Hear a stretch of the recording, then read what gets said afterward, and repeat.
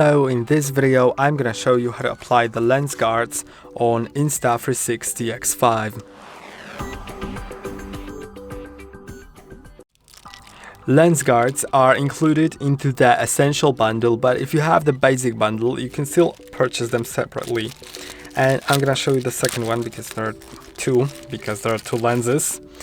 So there are two lens guards, and in order to put them on, simply take each of them, any of them.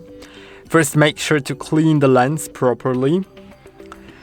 Also clean the lens guards from the inside if they have been touched earlier. It's great to do it with some alcohol, like IPA. And then align it so those little notches go into those little cuttings. Then simply screw it on like that, and now the lens guard is applied. Let's do it on the other side. It's gonna be exactly the same.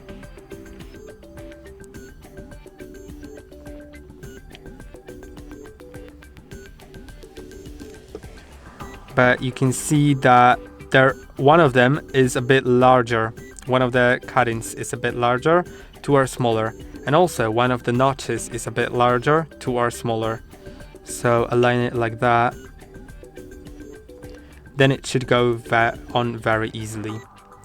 And now the lens guards are on.